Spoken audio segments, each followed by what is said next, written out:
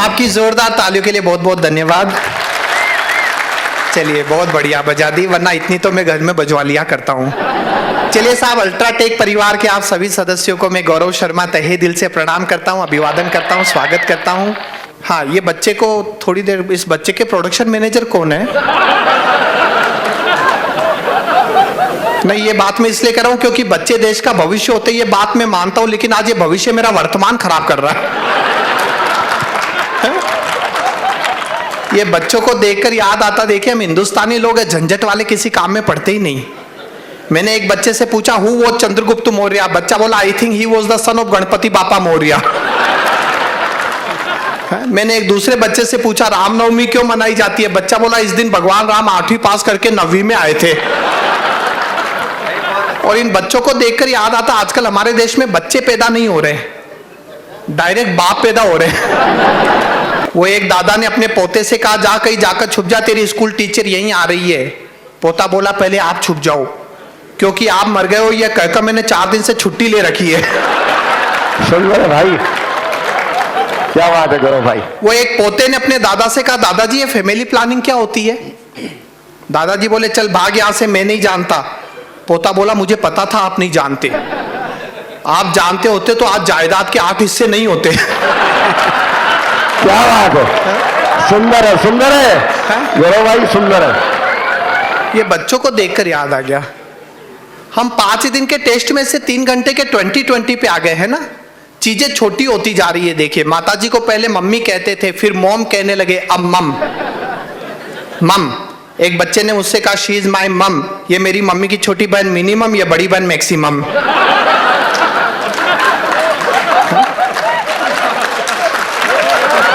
सबसे पहले तो जनार्दन जी, मैं बहुत बहुत बधाई आपको देता हूं, और अल्ट्राटेक परिवार में हमेशा कुछ न कुछ अलग होता आया है। ये एक अलग प्रयोग है और इसके लिए इतनी बड़ी संख्या में लोग आ गए, बहुत बड़ी बात है, ये वाकई बहुत बड़ी बात है। हमारे देश में ऐसा होता नहीं, क्योंकि हमारे देश में है एकता कपूर, जिसने घर घर की एकता को कपूर की तरह उड़ा रखा है, हा? और भगवान बालाजी कुछ नहीं कर पा रहे। आप टीवी चैनल देखते हैं ना, तो मेरे साथ चलना, मेरे ऑब्जर्वेशन अच्छे लगे तो मुझे तालियों के साथ बताना, भारत में इतने मर्डर नहीं हुए जितने सीआईडी ने केस सोल्व कर लिए। वो एसीपी प्रद्युमन हर एपिसोड में खूनी पकड़ लेता है, चाहे खून हुआ हो या ना हुआ हो। शाम को पतिदेव जब ऑफिस से थके हारे घर आते, तब पत्नी देख रही होती है दिया और बाती, वो देखकर ही उठती है दिया और बाती, चाहे भूखा मर जाए जीवन साथी। गौरव भाई सुंदर है, क्या बात है। जिन्होंने तालियां बजाई, इनकी पत्नियां नोट करें और घर जाकर उचित व्यवहार करें। ऐसे ही समय पता चलता कौन कितना पत्नी पीड़ित है। आप मजा देखिए, चैनल का नाम है लाइफ ओके, और दिन भर दिखाते हैं सावधान इंडिया। अरे तो उसका नाम बदलकर लाइफ इज नॉट ओके क्यों नहीं रख लेते? हमारे देश में पिछले 20 सालों में शाम को 7 बजे से लेकर रात 11 बजे तक के बीच में कोई महिला नहीं मरी। यमदूत प्राण लेने भी आते हैं तो उन्हीं के साथ सीरियल देखने बैठ जाते हैं, और आधे में तो अपने प्राण बचाकर भागते हैं। तब तक कुछ और मेहमान आ गए, स्वागत है, जल्दी से आ जाए, बैठ जाए। जिस तरह से मेहमान आ रहे हैं, मुझे लग रहा जनार्दन जी ने सबको अलग अलग टाइम बताया। जो सबसे अंत में आए बता देना, उन्हें हम चीफ गेस्ट घोषित कर देंगे। अब गेट बाहर का उधर का बंद ही कर दो, कोई आने वाला तो है नहीं, 2 घंटे पहले कोई निकल ही न जाए।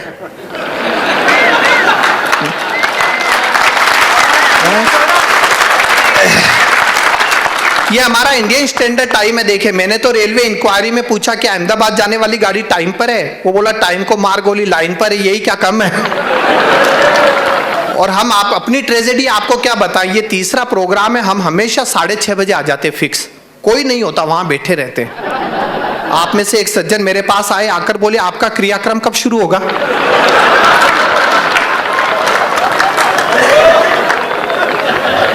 मैंने कहा क्रियाक्रम नहीं कार्यक्रम। बोला एक ही बात है। मैंने कहा आप जैसे 4 आदमी कंधा देने आएंगे, शुरू हो जाएगा। क्या बात है,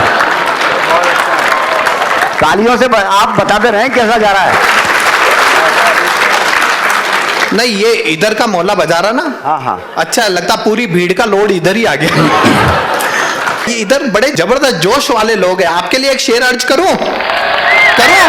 स्वागत है, स्वागत है। अर्ज किया है, लोग कहते हैं प्यार इतना भी मत करो कि गर्लफ्रेंड सर पे सवार हो जाए। लोग कहते हैं प्यार इतना भी मत करो कि गर्लफ्रेंड सर पे सवार हो जाए।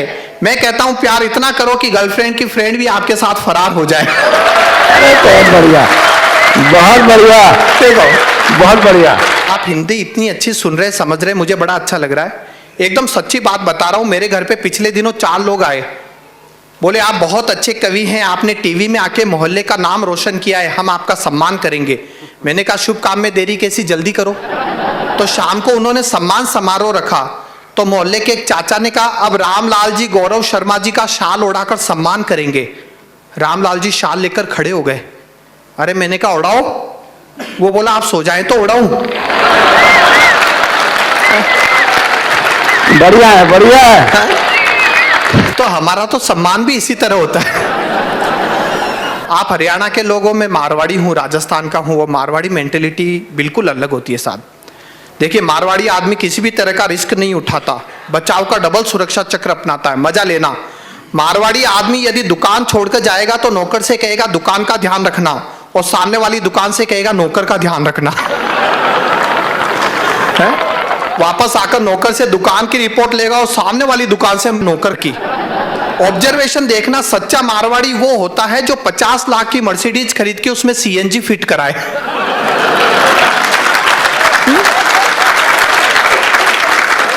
अभी एक रिपोर्ट आई कि एक झूठ जिंदगी के 5 मिनट कम कर देता है और एक मुस्कुराहट जिंदगी के 10 मिनट बढ़ा देती है।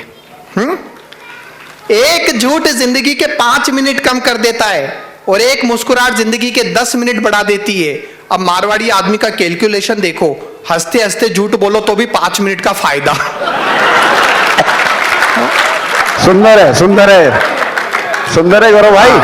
देखिए हरियाणा के लोगों की मस्ती का कोई जवाब नहीं। मैं पिछले दिनों रोहतक मेरा प्रोग्राम में जाना हुआ, मैं बस स्टॉप की लाइन में खड़ा था, मेरे पीछे लंबी लाइन, तभी वहां एक भिखारी आया। अब उसने ऐसा सिंपैथिक एटमॉस्फेयर क्रिएट किया कि सभी लोग इमोशनल हो गए। किसी ने 2 रुपए दिए, किसी ने 4 रुपए दिए, 5 मिनट में उसके पास 40 रुपए इकट्ठे हो गए। हम लोग बस के इंतजार में खड़े ही रह गए, अगला टैक्सी करके निकल गया। ये है हरियाणा। हरियाणवी आदमी को कोई बेवकूफ नहीं बना सकता। वो एक कार के शोरूम में मैनेजर अपनी 50 लाख की मर्सिडीज की खूबियां बता रहा था। बोला देखिए इस कार में ये 5 एयरबैग्स हैं, ये सेफ्टी सेंसर्स और ये सेफ्टी पार्किंग असिस्टेंस है। एक्सीडेंट में ये गाड़ी 90% सेफ है, कीमत है 50 लाख। अब हरियाणवी कस्टमर बोला देख भैया, हमारे यहाँ कार के डैशबोर्ड पर साईं बाबा और गणपति बापा बैठते हैं, फ्रंट ग्लास पर हनुमान जी और बैक ग्लास पर तिरुपति बालाजी चिपकते हैं, बम्पर पर नींबू मिर्ची टंगी होती है और स्टीयरिंग पर माता की लाल चुनरी बंधी होती है। इसलिए सेफ्टी वेफ्टी की चिंता मत कर, तू तो बस भाव कम कर।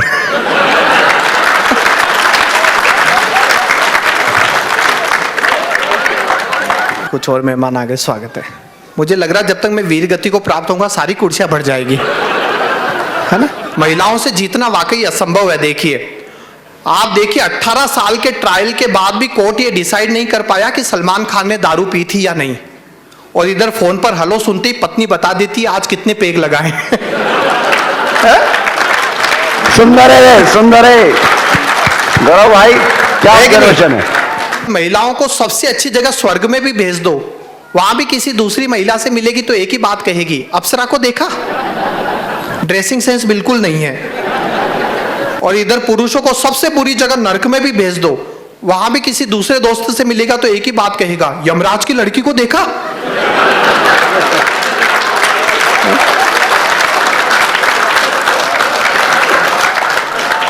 तो महिलाओं से जीतना असंभव है।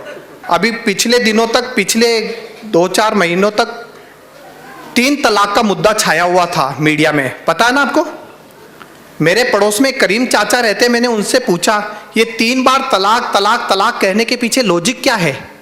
वो बोले लॉजिक वॉजिक कुछ नहीं बेटा, औरतें एक बार में सुनती कहाँ है। हमारे देश में देखिए क्या हो रहा है। एक है बाबा रामदेव, आप देखिए 300 प्रोडक्ट आ रहे हैं बाजार में। पहले लोगों का काम धंधा छुड़ाकर उन्हें योग में लगाया, फिर खुद योग छोड़ छाड़कर काम धंधे में लग गए।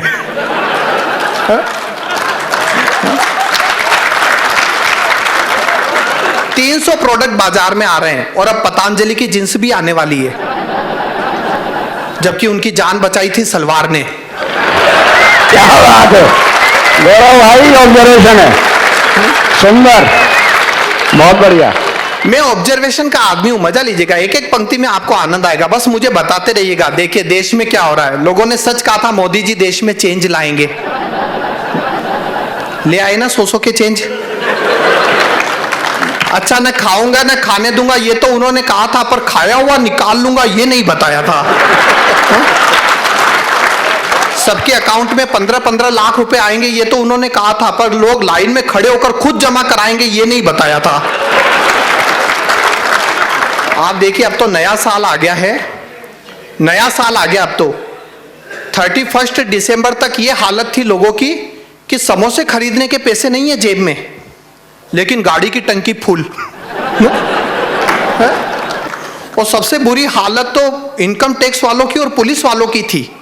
आपके पकड़े कि खुद के ठिकाने लगाए।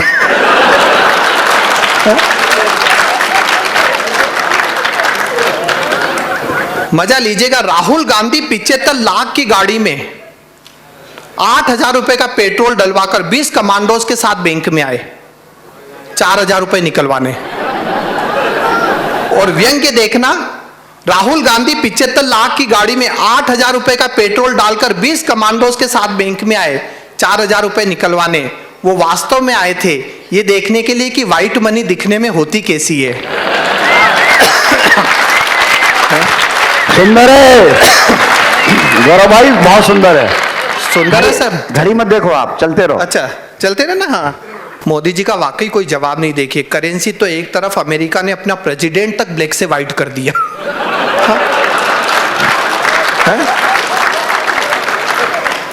है कि नहीं?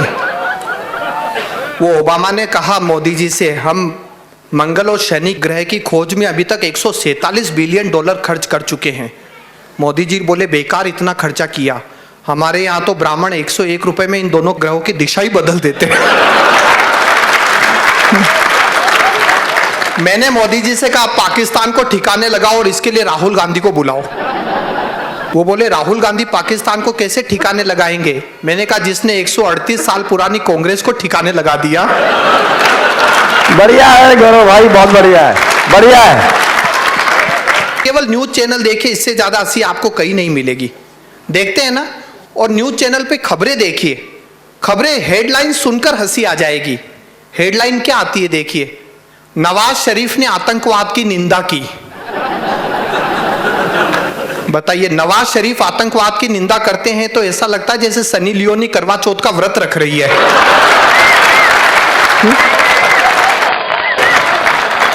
फिर कहा पाकिस्तान भी आतंकवाद से पीड़ित है। यह सुनकर डेंगू फैलाने वाला मच्छर हंस हंस के गिर गया, बोला मुझे भी चिकनगुनिया हुआ है। हा? मैंने फेसबुक पर एक पाकिस्तानी बच्चे से कहा तुम्हें पता है हमारे पूर्वज बंदर थे? वो बोले तुम्हारे होंगे, हमारे तो आतंकवादी थे। आपको याद होगा 2 साल पहले मीडिया में एक बहुत बड़ी नौटंकी हुई थी। बाबा जी को सपना आया है 1000 टन सोना निकलने वाला है, याद है? बाबा शोभन सरकार को सपना आया है 1000 टन सोना निकलने वाला है। हर आदमी टीवी के चिपक गया जैसे उसे ही मिलने वाला है। आप देखिए उस जगह पे चाट पकोड़े के ठेले लग गए, लोग तंबू लगा लगा के जम गए, और 15 दिन बाद निकला क्या? बाबा जी का थुल्लू। अच्छा वहां सच बात क्या थी किसी को नहीं मालूम, मुझे मालूम है। मजा लीजिएगा मीडिया किस तरह से छोटी सी बात का बतंगड़ बना देता है। उस जगह पे 4 लोग बैठे ताश खेल रहे थे, तभी वो बाबा शोभन सरकार बगल में चपटाई दबाए हुए गए, बोले उठो यहां सोना है।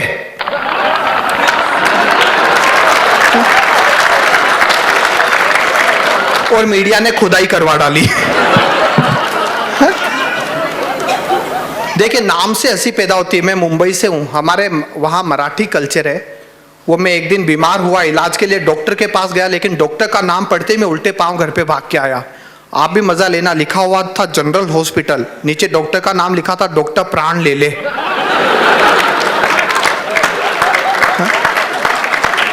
अच्छा वो इलाज भी करते एकांत में अकेले। अब कौन अपनी जान से खेले। नाम कैसे हंसी पैदा करते, एकदम सच्ची घटना बता रहा हूं। एक आदमी मेरे पास आया, आकर बोला मेरा नाम है धनिया लक्ष्मण। मैंने कहा ये क्या नाम रखा धनिया लक्ष्मण? वो बोला क्यों, जब हल्दीराम हो सकता है। बढ़िया है गौरव भाई, बहुत बढ़िया, बहुत बढ़िया। बोला मैं उन्हीं का छोटा भाई हूं। नाम हंसी पैदा करते हैं। अब एक हरियाणवी के घर लड़का हुआ, उसने उसका नाम रख दिया अमेरिका। अमेरिका। मैंने कहा ये क्या नाम रखा? बोला बस भैया इसी बहाने अमेरिका के बाप बने बैठे हैं। क्या बात है गौरव भाई, सुंदर है, बहुत सुंदर है गौरव भाई, बहुत सुंदर है। और मेरा एक ऑब्जर्वेशन ये भी है कि हमारे देश का आम आदमी बेसिकली बड़ा नेगेटिव है, और ये नेगेटिविटी हर जगह नजर आती है। आप गौर करना, आदमी किसी की शादी में जाएगा, उसी की मिठाई खाएगा, लेकिन फेरों के टाइम बाजू वाले के कान में कहेगा टिकेगी नहीं।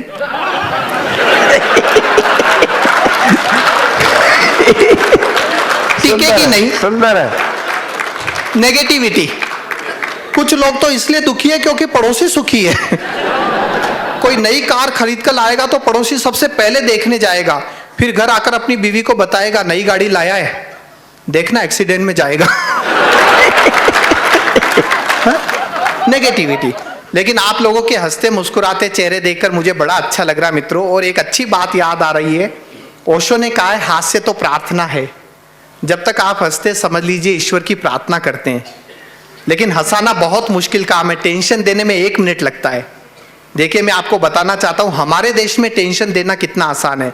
आप एक अनजान रास्ते से जा रहे हो, सामने से एक अनजान आदमी आ रहा है, ना आप उसे जानते हो ना वो आपको जानता है।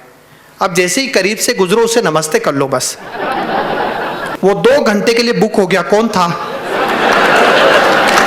हम लोगों में जबरदस्ती टेंशन लेने की टेंडेंसी है कि नहीं?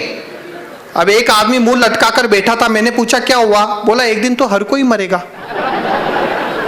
मैंने कहा अब इसमें टेंशन लेने की क्या बात है? बोला मैं सोच रहा हूं जो सबसे लास्ट में मरेगा उसे लेकर कौन जाएगा?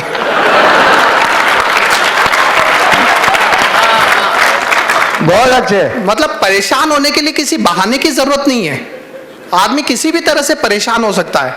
अब एक आदमी मुंह लटका कर बैठा था, मैंने पूछा क्या हुआ? बोला हाथ पे गर्लफ्रेंड के नाम का टैटू करवाया, हाथ पे स्पेलिंग मिस्टेक हो गई, कैटरीना लिखवाना था कूतरीना लिख दिया। मेरा एक ऑब्जर्वेशन है, मजा लीजिएगा। हम दिन भर एक प्लास्टिक मुस्कान ओढ़े हुए औपचारिकताएं निभाते हैं दिन भर। और औपचारिकताएं भी किस तरह की देखिए, कोई गहरी नींद में सो रहा होगा तो उसे जगाकर पूछते हैं सो रहा था क्या? ऐसी बातों के जवाब अच्छे नहीं मिलते। अब मजा लीजिएगा, कुछ मेरे ऑब्जर्वेशन है। एक आदमी को एक बिल्डिंग में 4थे माले पे जाना था। उसने लिफ्ट मैन से बड़ा अजीब सवाल किया, ये लिफ्ट 4थे माले पे जाएगी? 4थे माले पे? लिफ्ट मैन बोला नहीं, पहले माले पे जाएगी फिर बाजू की बिल्डिंग में टर्न हो जाएगी।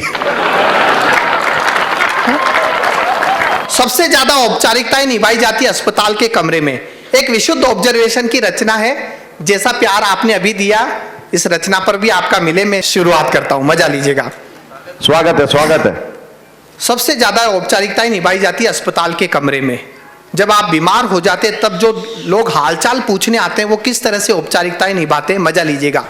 कि एक बार मैं बीमार हुआ, हर इलाज बेकार हुआ, बुखार कुछ ऐसा चढ़ा कि अस्पताल में भर्ती होना पड़ा। और अब मजा लीजिएगा, कविता के साथ साथ यात्रा कीजिएगा। कि एक बार मैं बीमार हुआ, हर इलाज बेकार हुआ, बुखार कुछ ऐसा चढ़ा कि अस्पताल में भर्ती होना पड़ा। अगले ही दिन 2 दोस्त आए, साथ में फूलों का गुलदस्ता लाए। उन्होंने गुलदस्ते मेरे सिरहाने रख दिए। सोचा बच गया तो ठीक, वरना अपनी तरफ से तो चढ़ गए। सुंदर है, सुंदर है, क्या बात है। सोचा बच गया तो ठीक, वरना अपनी तरफ से तो चढ़ गए। फिर एक हाथ जोड़कर बोला मेरे लायक कोई सेवा हो तो कहना। दूसरा कान में आकर बोला नर्स बहुत सुंदर है, ठीक होने में जल्दबाजी मत करना। फिर बोला क्या बीमारी है? मैंने कहा तलाश जारी है। वो उदास होकर बोला सबसे बड़ी परेशानी तो यही है, आजकल डॉक्टरों के पास बीमारी पता करने का टाइम नहीं है, बस इलाज शुरू कर देते हैं बिना कुछ पूछे मरीज से। मेरी चाची को मलेरिया था पर मरी डायबिटीज से। बस इलाज शुरू कर देते हैं बिना कुछ पूछे मरीज से। मेरी चाची को मलेरिया था पर मरी डायबिटीज से। पर तुम चिंता मत करो, ये अस्पताल ठीक लगता है। यहाँ मरीज को मलेरिया हो तो वो मलेरिया से ही मरता है। क्या बात है। सीन नंबर 2 देखिए। तभी एक पड़ोसी आया, आते ही चिल्लाया, ये क्या कर लिया, ये क्या कर लिया। मैंने कहा कर लिया नहीं, हो गया। बोला मुझे तो सुबह गुप्ता जी ने बताया, मैं यहाँ अपने बैंक के काम से आया, यहाँ तक आया तो सोचा अपना ब्लड प्रेशर चेक कराऊं और लगे हाथ तुझे भी निपटाता जाऊं। यहां तक आया तो सोचा अपना ब्लड प्रेशर चेक कराऊं और लगे हाथ तुझे भी निपटाता जाऊं। कौन है डॉक्टर? मैंने कहा भटनागर। बोला बहुत बढ़िया डॉक्टर है, बहुत बढ़िया। मेरे पिताजी का ऑपरेशन भी उसी ने किया, वो तो गुजर गए। वो तो गुजर गए, ऑपरेशन के दौरान ही इस लोक से उस लोक गमन कर गए। पर तुम चिंता मत करो, तुम्हारी बीमारी ठीक हो जाएगी, घबराओ मत, ऑपरेशन की नौबत नहीं आएगी। सीन नंबर 3 देखिए। तभी एक परिचित आए, साथ में अपने बीवी बच्चों को लाए। बच्चे आते ही छाती पर आ चढ़े, पास में रखे फलों पर टूट पड़े। छीना झपटी में एक ने दूसरे को मारा चाटा। उनके माँ बाप ने उन्हें डांटा, इस तरह शोर मत मचाओ, दोनों मिल बांट कर खाओ। इस तरह शोर मत मचाओ, दोनों मिल बांट कर खाओ। तू खा केले और बेटा तू ये अंगूर ले ले। मेरे ही फल मेरे ही सामने मिल बांट कर खा रहे हैं। तू खा केले और बेटा तू ये अंगूर ले ले। फिर मेरी तरफ देखकर बोले नमस्कार। क्या बताएं, घर घर में लोग पड़े हैं बीमार। इसी तरह की एक बीमारी में फंसे हमारे एक पड़ोसी चल बसे, इसलिए हमने सोचा रिस्क क्यों उठाए, चलो आज ही मिलाएं। सुंदर है। और मजा लीजिएगा, कुछ तो ऐसे लोग आते हैं हालचाल पूछने जिनकी खुद की हालत काबिले बयान नहीं होती। चित्र देखना, मोहल्ले के एक दादाजी छड़ी टेकते हुए आए, आते ही हाफने लगे, खड़े खड़े कांपने लगे। किसी तरह उन्हें बिठाया, एक गिलास पानी पिलाया। फिर मैंने ही पूछा आप कैसी तबीयत है?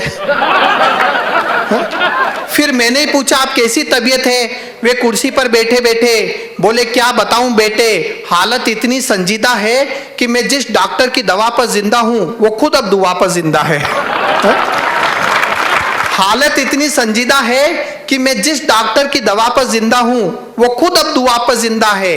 प्राण इस पिंजरे से निकलने को मचल रहे हैं, लीवर और किडनी पेंशन पर चल रहे हैं, ब्लड प्रेशर इतना ज्यादा है कि हृदय त्याग पत्र देने पर आमादा है। लेकिन आदमी बड़ा आशावादी होता है साहब। पॉजिटिविटी की हाइट देखना और बात का मजा लेना, अच्छा लगे मुझे बताना। ब्लड प्रेशर इतना ज्यादा है कि हृदय त्याग पत्र देने पर आमादा है। यमराज छाती पर बैठा है बनकर दरोगा। अब तुम ही बताओ बेटे, इस 72 साल की उम्र में ये हाल है तो बुढ़ापे में तो भगवान जाने क्या होगा। इससे बड़ा आशावादी कौन होगा? बिल्कुल सही बात है। आपने कविता को बहुत प्यार से सुना, आपका आभारी हूं। कंक्लूजन देखिए, 4 पंक्तियां कि बीमारी बहुत मामूली थी लेकिन लोगों की दुआएं मुझे मारने पर तुली थी। इनमें से कोई नहीं आता तो मैं 2 दिन में ठीक हो जाता, लेकिन इनकी दुआओं का असर कुछ ऐसा रंग लाया कि मैं पूरे 1 महीने बाद ही अस्पताल से निकल पाया। थैंक यू, शुक्रिया, धन्यवाद।